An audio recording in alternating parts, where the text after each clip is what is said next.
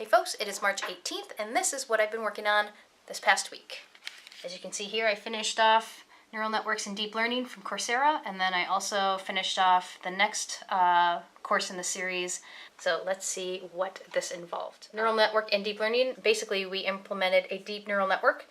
I did have issues with this one. This function here, L model backward, that was producing, and I'm still getting better. So this is DA1, and you can see that that is not what I'm getting. After a while of searching around and trying to figure out what I was doing wrong, I just kind of continued on, which is using the functions that you set up in the step-by-step deep neural network. You use it in this project to classify a cat or no cat. When I was going through and I got to the first section where I'm, using all these functions that we built, this was off. Like what I was supposed to get was not what what we were getting down here. So then I actually did think my function was off, but it turns out that I was using the wrong part of initialize. So there's initialize parameters and there's initialize parameters deep. I was using the deep one, which we're not supposed to use in this first part because we're manually doing layers, and that was causing the issue there. So after this, you can test with your own images, and so I uploaded some of our pets. So there's Charlie, you can see cat. Here's Kaylin, she was predicted a non-cat. And here is Hudson, and non-cat.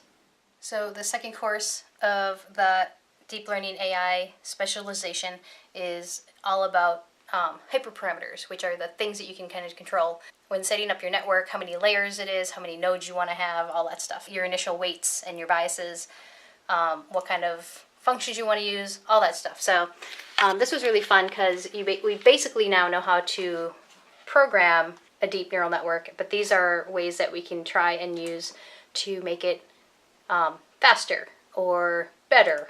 And then, this was fun, we actually implemented a neural network using TensorFlow. We trained it using, of course, as you see, digits. So this is the last thing I did this week, is the handwritten digits, identifying handwritten digits. As we can see, this is like, for one iteration, we have a 6.2% accuracy. And by the end, we end up with a 98.8.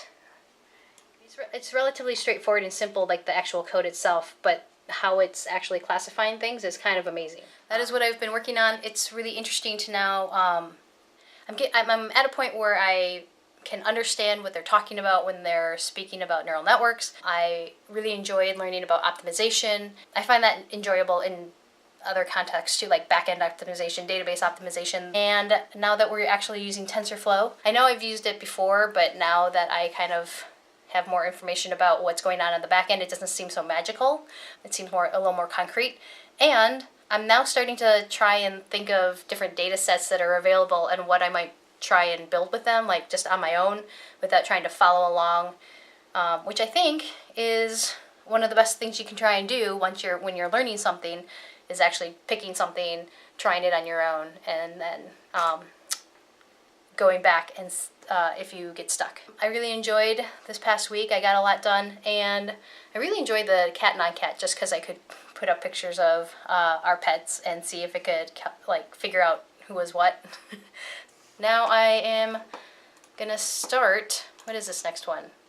Structuring machine learning projects, which is course 3 of the Deep Learning AI. So that's the plan, and yeah, if you have any questions, let me know in the comments, and we'll see you guys next week.